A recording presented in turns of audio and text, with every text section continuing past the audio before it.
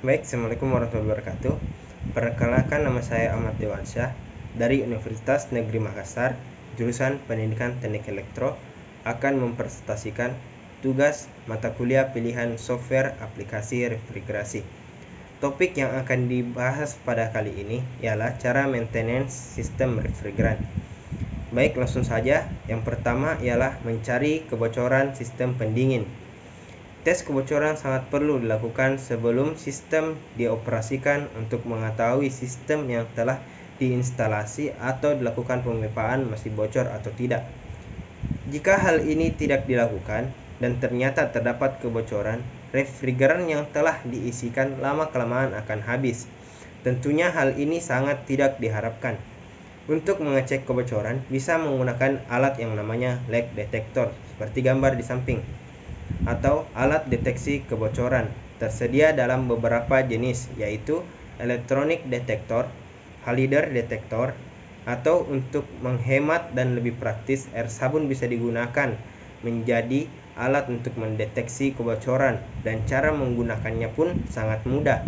Tinggal menempelkan air sabun pada permukaan sambungan pipa yang rawan bocor, kemudian tunggu. Jika tiba-tiba terjadi gelembung sabun yang besar kemudian pecah, itu berarti bahwa sistem mengalami kebocoran. Sedangkan jika tidak ada perubahan, maka sistem tersebut aman dan tidak bocor. Berikutnya ialah mencari kerusakan pada sistem kelistrikan. Cara saat mencari kerusakan pada sistem kelistrikan ada 4, yaitu pertama, pada sumber listrik, kedua, hubungan kabel-kabel, ketiga, motor kompresor, keempat, termostat, kelima, overload motor protection, 6, relay starting.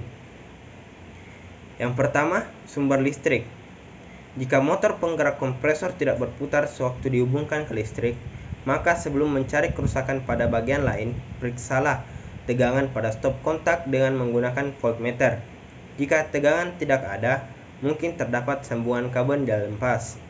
Lemari pendingin tidak dibenarkan bekerja pada tegangan 10% di atas atau di bawah dari tegangan yang tertera pada nameplate lemari pendingin tersebut. Tegangan dapat diukur pada saat lemari pendingin bekerja. Tegangan dapat turun karena beban yang terlalu besar, yang umumnya terjadi pada malam hari di mana lampu-lampu dan peralatan listrik lain banyak dihidupkan, atau bisa juga disebabkan oleh instalasi listrik yang kurang. Misalnya ukuran kabel terlalu listrik, saluran kabel terlalu panjang, banyaknya pencabangan kabel, kabel sudah tua atau aus, sambungan-sambungan kabel kendor atau karatan, dan sebagainya. Yang kedua, hubungan kabel-kabel. Hubungan kabel-kabel harus diperiksa apakah hubungannya sesuai dengan wiring diagram atau tidak. Apakah sambungan dengan klem masih baik dan hubungannya antara chemical dengan terminal kabel cukup kuat. Dalam hal ini, wiring diagram sangat penting untuk tipe karena akan berguna untuk mempermudah pengecekan. Hubungan kabel pada saat M di bawah ini ditunjukkan contoh wiring diagram lemari pendingin. Jika terdapat kabel-kabel yang hampir putus atau klem kabel yang kurang kuat, memegangnya akan mengakibatkan tegangan turun dan akan menimbulkan panas atau memutuskan aliran listrik. Untuk sambungan kabel dengan klem kabel sebaiknya disolder untuk mendapatkan sambungan yang baik dan sempurna. Yang ketiga, motor kompresor. Untuk memeriksa gangguan pada motor listrik penggerak kompresor, kotak terminal dibuka dan semua kabel-kabel pada terminal dilepas. Kemudian, pisahkan rangkaian kompresor, relay, overload protection terhadap rangkaian yang lain. Hubungkan langsung rangkaian dengan sumber. Jika kompresor bekerja dengan baik, berarti kompresor, relay, overload protection dalam keadaan baik.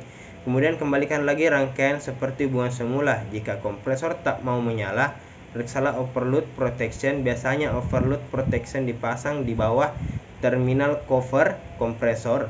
Overload protection akan membuka jika kompresor panas atau arus yang diserap terlalu besar.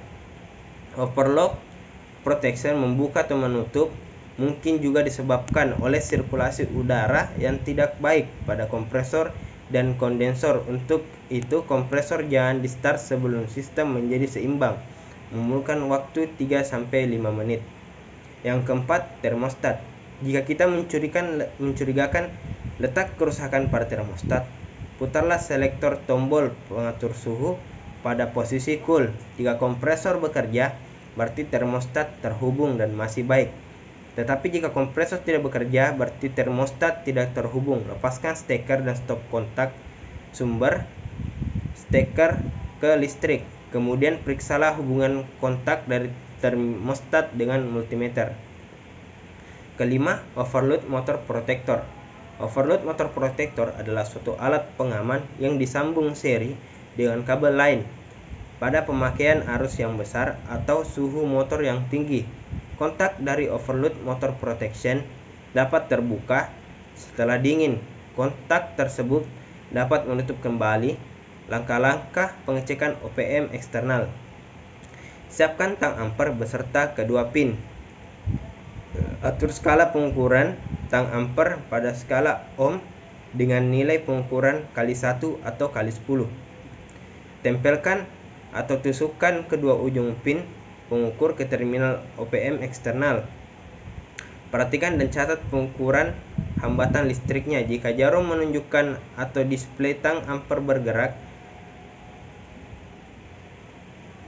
atau menunjukkan nilai tertentu, berarti OMP eksternal dalam kondisi baik. Sebaliknya, jika jarum atau display tang ampere tidak bergerak atau tidak menunjukkan, berarti OPM eksternal dalam kondisi terbuka kontaknya. Apabila OPM tersebut panas, tunggulah beberapa saat sampai dingin lalu diukur kembali. Jika ternyata setelah diukur kembali tangnya tidak bergerak, maka OPM memang telah rusak. Yang keenam, relay starting. Jika dicurigai bahwa adanya kerusakan pada relay starting kompresor, maka ceklah dengan menggunakan multimeter. Dalam pengecekan relay starting, Anda hanya perlu mengecek kontak-kontaknya saja apakah masih bagus atau tidak. Yang ketiga ialah pengosongan bahan pendingin. Membuat sistem lemari pendingin agar hampa udara atau vakum bertujuan untuk mendapatkan tekanan yang tinggi dan membuang udara dan gas yang terjebak dalam sistem lemari pendingin. Hal ini perlu dilakukan agar sistem lemari pendingin benar-benar terisi refrigeran dengan penuh. Ketika sistem lemari pendingin tidak vakum atau masih memiliki kandungan beberapa jenis udara dan gas, menyebabkan sistem lemari pendingin tidak akan terisi penuh refrigeran. Akibatnya, sistem lemari pendingin terisi oleh campuran antara refrigeran, udara, dan gas lain. Apabila hal ini terjadi secara keseluruhan, maka sistem lemari pendingin akan terganggu, sebab refrigeran yang tercampur dengan udara dan gas lain akan menghasilkan senyawa bani yang menyebabkan korosi pada komponen utama lemari pendingin.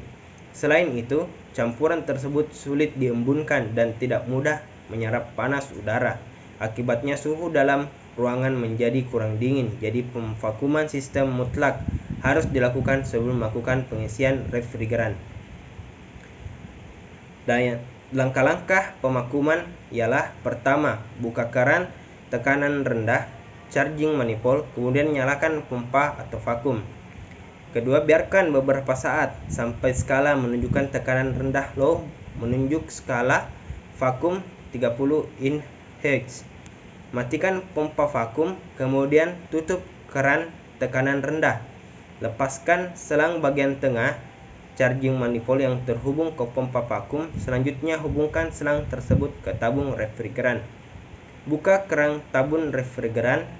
Setelah refrigeran masuk ke dalam sistem pendingin dan charging manifold menunjukkan tekanan 10 PSI, tutup keran tabung. Nyalakan kompresor agar refrigeran menyebar ke seluruh sistem dan mendorong udara mengalir ke luar dan sistem pendingin. Setelah beberapa menit, matikan kompresor. Setelah selang tengah charging manifold terhubung ke tabung refrigeran, kemudian hubungkan kembali selang ke pompa vakum. Buka keran tekanan rendah, kemudian nyalakan kembali pompa vakum. Ketika charging manifold menunjukkan skala 30, tutup keran tekanan rendah dan matikan pompa vakum. Lepaskan selang tengah charging manifold yang terhubung ke pompa vakum. Hubungkan kembali selang tersebut dengan tabung refrigeran. Selanjutnya lakukan pengisian refrigeran. Langkah-langkah pengisian bahan pendingin. Alat yang perlu digunakan ialah pertama freon, kedua tang amper, ketiga tang, keempat mesin vakum, kelima manifold, keenam las tabung, ketujuh ventil, kedelapan filter. Langkah-langkah pengisian freon adalah sebagai berikut. Siapkan peralatan yang diperlukan dan pastikan keran manifold pada servis tertutup dengan baik dan sistem dalam keadaan vakum. Pasangkan selang manifold ke tabung refrigeran. Sebelum dipasang, lakukan flushing untuk membuang udara dalam selang manifold. Buka tutup high atau low pada manifold untuk mengisi refrigeran. Lalu, buka keran tabung refrigeran. Bila jumlah refrigeran yang harus dimasukkan telah diketahui, gunakan timbangan berdasarkan berat atau gunakan ampermeter berdasarkan arus. Bila refrigeran yang harus diisikan tidak diketahui atau kira-kira isikan refrigeran kira-kira sebagian saja, baru kemudian kompresor dijalankan dan refrigeran diisikan sedikit demi sedikit. Perhatikan tekanan kerja evaporator dan arus listrik ke kompresor. Gangguan yang timbul setelah pengisian. Yang pertama, adanya bocor halus pada saat melakukan penyambungan baik itu las maupun pada pipa berulir atau nipple. Kedua, kurang baik saat melakukan pemvakuman sehingga masih ada udara dan gas lain yang berada di dalam sehingga pendinginan membuat seluruh sistem yang berada dalam sistem pendingin akan terganggu dan membuat suhu ruangan menjadi kurang dingin. Yang ketiga, rusaknya kompresor dikarenakan pada saat mengisi bahan pendingin tidak memperhatikan standar kemampuan dari kompresor. Demikian yang sempat saya sampaikan. Saya akhiri dengan ucapan wabillahi taufik wa hidayah. Wassalamualaikum warahmatullahi wabarakatuh.